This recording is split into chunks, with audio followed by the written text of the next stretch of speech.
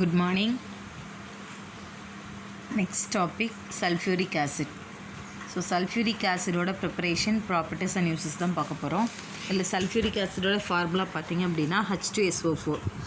So இந்த sulfuric acid வந்து நம்ம எப்படி ப்ரிப்பேர் பண்ணுவோம் அப்படின்னா கான்டாக்ட் ப்ராசஸ் மூலமாக ப்ரிப்பேர் பண்ணலாம். ஸோ அதுக்கு நமக்கு மெயின் இன்க்ரீடியன்ட் வந்து என்ன வேணும் அப்படின்னா நமக்கு சல்ஃபர் வேணும். ஸோ ஃபஸ்ட்டு நம்ம சல்ஃபரை என்ன பண்ணுறோம் அப்படின்னா ஆக்சிஜன் கூட பேர்ன் பண்ணுறோம். அப்படி பேர்ன் பண்ணும்போது நமக்கு சல்ஃபர் டை ஆக்சைடு கிடைக்கும். அப்படி இல்லை அப்படின்னா ஃபெரஸ் சல்ஃபைட், அதாவது அயன் பைரைட்டுன்னு சொல்லுவோம் இதை. ஸோ இது கூட நம்ம ஆக்சிஜன் ஆட் பண்ணி பேர்ன் பண்ணும்போது இதுலேயும் நமக்கு அயன் ஆக்சைடும் சல்ஃபர் டை ஆக்சைடும் ஃபஸ்ட்டு கிடைக்கும். ஓகேவா? ஸோ ஃபஸ்ட்டு ஸ்டெப்பில் என்ன ப்ரிப்பேர் பண்ணணும்? சல்ஃபர் டை ஆக்சைடு ப்ரிப்பேர் பண்ணணும். நெக்ஸ்ட்டு இதை வந்து சல்ஃபர் ட்ரை ஆக்சைடாக கன்வெர்ட் பண்ணுவோம். ஸோ நம்ம இதுக்கு ஆல்ரெடி நம்ம பார்த்தோம் கான்டாக்ட் ப்ராசஸில், அதாவது வெனேடியம் பென்டாக்சைடு வந்து கேட்டலிஸ்ட்டாக ஆட் பண்ணி நம்ம ஹீட் பண்ணும்போது சல்ஃபர் டை ஆக்சைடு வந்து என்னவா கன்வெர்ட் ஆகிடும் அப்படின்னா சல்ஃபர் ட்ரை ஆக்சைடாக கன்வெர்ட் ஆகிடும். ஓகேவா? ஸோ சல்ஃபர் ட்ரை ஆக்சைடாக கன்வெர்ட் ஆகிடும் இந்த presence of V2O5. Okay. So next அந்த சல்ஃபர் ட்ரை ஆக்சைடு ஃபார்ம் ஆனதுக்கப்புறம் இதான் சல்ஃபர் ட்ரை ஆக்சைடு. ஸோ இது ஃபார்ம் ஆனதுக்கப்புறம் என்ன பண்ணுவாங்க அப்படின்னா சல்ஃபரிக் ஆசிட்டில் ரியாக்ட் பண்ண வைப்பாங்க. ஸோ அப்படி ரியாக்ட் பண்ண வைக்கும்போது அது வந்து ஃபுல்லாக அப்சர்வ் பண்ணிக்கும். ஃபுல்லாக அப்சர்வ் பண்ணி நமக்கு ஓலியம் அப்படிங்கிற ப்ராடக்ட் வந்து கிடைக்கும். ஸோ அதோட ஃபார்முலா H2S2O7. ஸோ இதை வந்து நம்ம திரும்ப என்னவா கன்வெர்ட் பண்ண முடியும் அப்படின்னா சல்ஃபரிக் ஆசிடாக கன்வெர்ட் பண்ணலாம். ஸோ அதை வந்து நம்ம எப்படி கன்வெர்ட் பண்ணணும் அப்படின்னா வாட்டரை ஆட் பண்ணி நம்ம ஹைட்ராலிசிஸ் பண்ணும்போது நமக்கு அதை டைலூட் பண்ணும்போது நமக்கு சல்ஃபரிக் ஆசிடாக கன்வெர்ட் ஆகிடும். ஓகேவா? ஸோ இப்போ நமக்கு இந்த மாதிரியான ப்ராசஸில் மேக்ஸிமம் ஈல்டு கிடைக்கணும் அப்படின்னா 2 bar ப்ரெஷர் வந்து மெயின்டைன் பண்ணணும். 720 கெல்வினுக்கு நம்ம ஹீட் பண்ணணும். சரியா? ஸோ அப்படி பண்ணும்போது நமக்கு 96% பியூரான சல்ஃபரிக் ஆசிட் ப்ரிப்பேர் பண்ண முடியும். ஓகேவா? ஸோ சல்ஃபரிக் ஆசிட் எப்படி ப்ரிப்பேர் பண்ணுறோம்? ஃபஸ்ட்டு ஸ்டெப்பில் இனிஷியலாக சல்ஃபர் டை ஆக்சைடு ப்ரிப்பேர் பண்ணுறோம். அதுக்கு சல்ஃபரை கூட ஆக்சிஜன் ஆட் பண்ணி நம்ம பேர்ன் பண்ணாலும் சரி, இல்லைனா அயன் பைரைட் எடுத்து பேர்ன் பண்ணாலும் நமக்கு சல்ஃபர் டை ஆக்சைடு கிடைக்கும். நெக்ஸ்ட் ஸ்டெப் என்ன பண்ணுறோம்? அந்த சல்ஃபர் டை ஆக்சைடை சல்ஃபர் ட்ரை ஆக்சைடாக கன்வெர்ட் பண்ணுறோம். அதுக்கு இந்த ப்ரெசன்ஸ் ஆஃப் ஏரில் கேட்டலிஸ்ட் V2O5 நம்ம ஆட் பண்ணணும். அப்படி இல்லைனா பிளாட்டினைஸ்ட் ஆஸ்பெஸ்டஸ் நம்ம ஆட் பண்ணி ஹீட் பண்ண வைக்கும்போது, ஆக்சிடைஸ் பண்ண வைக்கும்போது சல்ஃபர் ட்ரை ஆக்சைடு கிடைக்கும். ஸோ நெக்ஸ்ட் இந்த சல்ஃபர் ட்ரை ஆக்சைடு வந்து என்ன பண்ணுறோம்? சல்ஃபரிக் ஆசிட் கூட நம்ம ஆட் பண்ணும்போது அது ஃபுல்லாக அப்சர்வ் பண்ணிவிட்டு ஓலியம் ப்ராடக்ட் கிடைக்கும். திரும்ப அதை நம்ம டைலூட் பண்ணோம் அப்படின்னா அகெயின் சல்ஃபரிக் ஆசிட்டாகவே நமக்கு கன்வெர்ட் ஆகிடும். ஸோ இந்த மாதிரி கிடைக்கக்கூடிய சல்ஃபரிக் ஆசிட் 96% பியூராக இருக்கும். ஸோ இதில் வந்து நம்ம ஈல்டு வந்து ரொம்ப அதிகமாக கிடைக்கணும் அப்படின்னா 2 bar ப்ரெஷர் ஆட் அதை மெயின்டைன் பண்ணணும். அதே மாதிரி 720 டிகிரி அந்த கெல்வின் டெம்பரேச்சரையும் நம்ம மெயின்டைன் பண்ணணும். ஓகேவா? ஸோ நெக்ஸ்ட் ஒன் இதோட ப்ராப்பர்ட்டிஸ். ஸோ ஃபிசிக்கல் ப்ராப்பர்ட்டிஸ்ன்னு பார்த்தீங்க அப்படின்னா சல்ஃபரிக் ஆசிட் வந்து கலர்லெஸ்ஸாக தான் இருக்கும். அதே மாதிரி விஸ்கஸ் லிக்விட், கொஞ்சம் அந்த விஸ்காசிட்டி கொஞ்சம் ஜாஸ்தியாக இருக்கும், டென்சிட்டி. ஓகேவா? அதே மாதிரி இதுக்கு வந்து ஹை பாயிலிங் பாயிண்ட் இருக்கும். ஏன் அப்படின்னா அதோட விஸ்காசிட்டியும் ஹை பாயிலிங் பாயிண்ட் எதனால் இருக்குது அப்படின்னு பார்த்திங்கன்னா அதில் வந்து ஹைட்ரஜன் பாண்டிங் வந்து இருக்கும். அந்த ஹைட்ரஜன் பாண்டிங் மூலமாக தான் அந்த ஆசிட் வந்து இன்னொரு ஆசிட் கூட கம்பைன் ஆகி இருக்கும். ஓகேவா? ஸோ இப்போ இதில் அதே மாதிரி இதோட இன்னொரு ப்ராப்பர்ட்டின்னு பார்த்தீங்க அப்படின்னா இது வந்து ஈஸியாக என்ன ஆகிடும் அப்படின்னா வாட்டர் சால்யூபிள். ஸோ வாட்டரில் நம்ம இதை ஆட் பண்ணோம் அப்படின்னா ஈஸியாக வாட்டரில் சால்யூபிள் ஆகிடும். வாட்டர் அஃபினிட்டி ஏஜென்ட் கூட. ஸோ நம்ம இப்போ ஏதாவது ஒரு சப்ஸ்டன்ஸில் நம்ம ஆட் பண்ணும்போது அதில் இருக்கக்கூடிய வாட்டர் எல்லாத்தையுமே இது வந்து அப்சர்வ் பண்ணிக்கும். ஓகே. ஸோ இப்போ இது அதனால் இது வந்து நம்ம என்ன ஏஜெண்ட்டாக யூஸ் பண்ணுறோம் அப்படின்னா it can be used as a dehydrating agent. இது வந்து உனக்கு கொஷினில் கேட்பாங்க, சல்ஃபரிக் ஆசிட் எதனால் டீஹைட்ரேட்டிங் ஏஜென்ட் நம்ம சொல்கிறோம் அப்படின்னு கேட்டாங்கன்னா நீங்கள் இதிலேருந்து எழுதணும். ஓகேவா?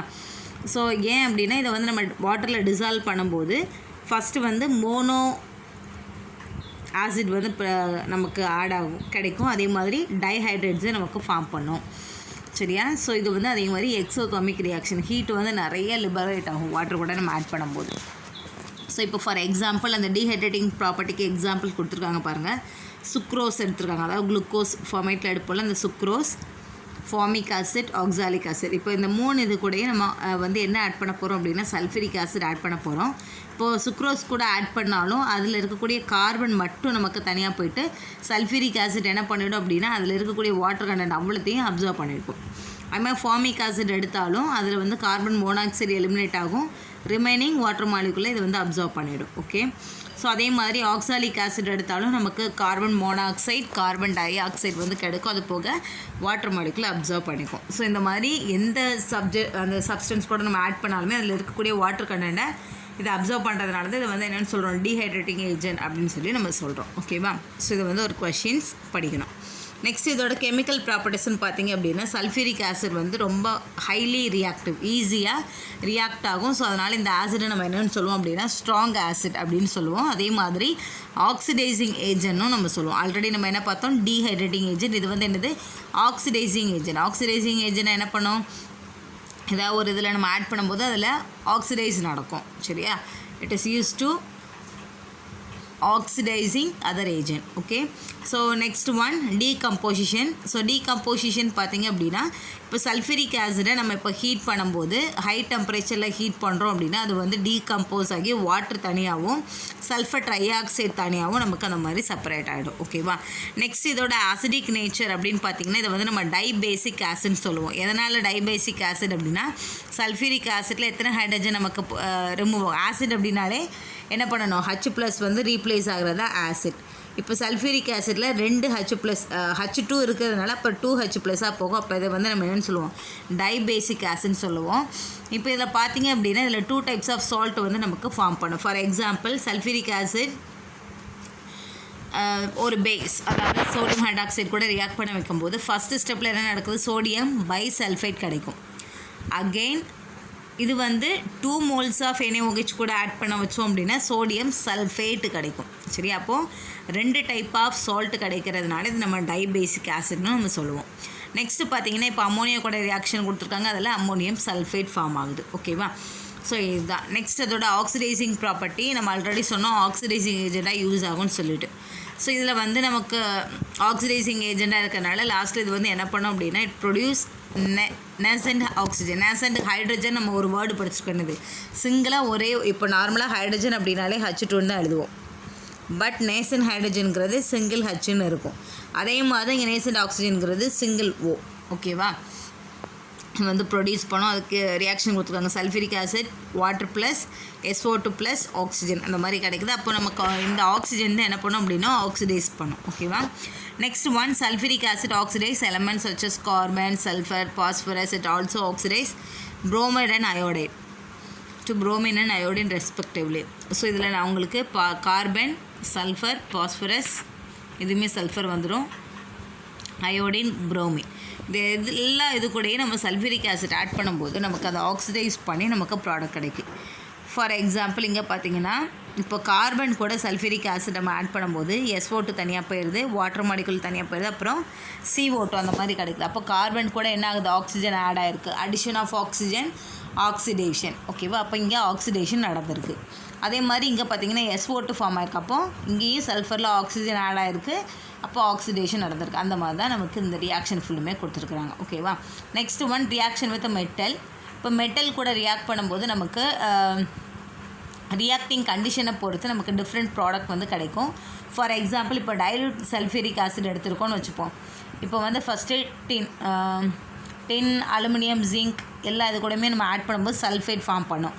அதாவது டைலூட் சல்ஃபூரிக் ஆசிட் எடுத்தோம் அப்படின்னா மெட்டல் கூட ரியாக்ட் பண்ணும்போது சல்ஃபேட், அதாவது SO4 அந்த ப்ராடக்ட் வந்து கிடைக்கும். சரியா? சல்ஃபேட் கிடைக்கும் ப்ளஸ் ஹைட்ரஜன் எலிமினேட் ஆகும்.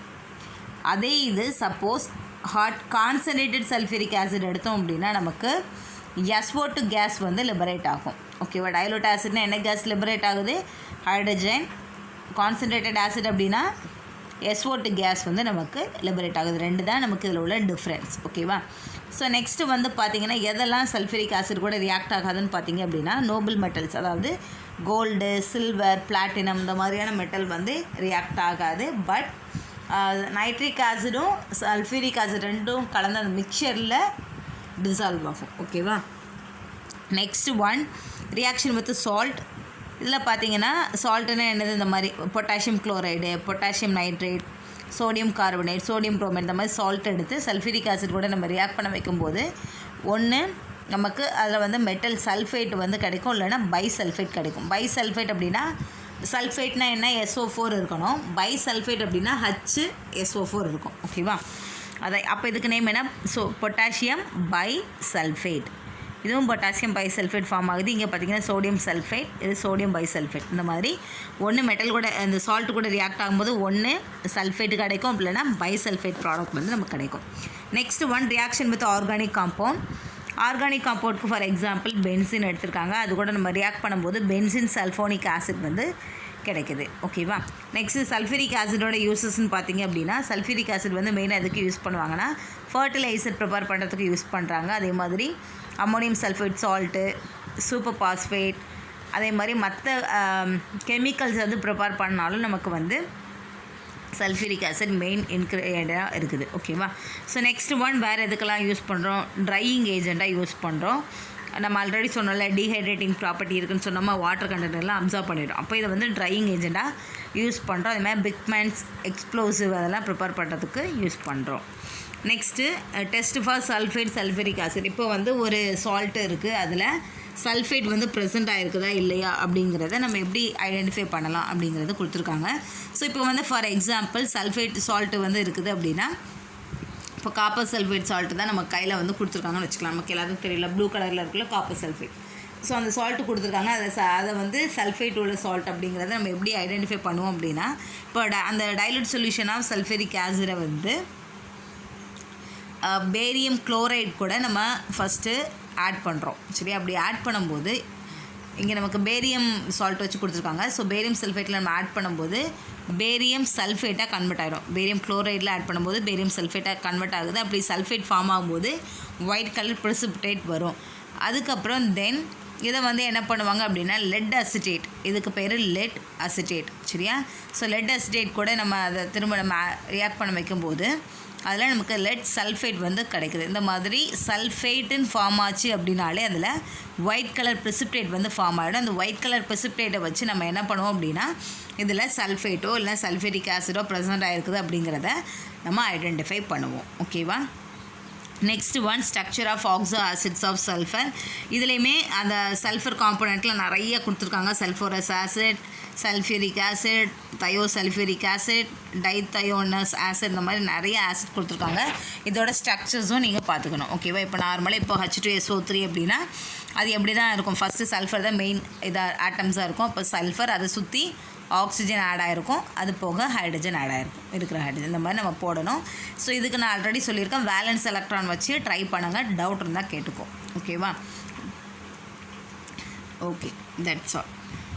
நெக்ஸ்ட் இதில் பார்த்தீங்கன்னா இது வரைக்கும் இருக்கும், பாலிதயோனிக் ஆசிட் வரைக்கும் இருக்கும். ஸோ அதோட ஸ்ட்ரக்சர்ஸ் வரைக்குமே நீங்கள் பார்த்துக்கலாம். ஓகேவா.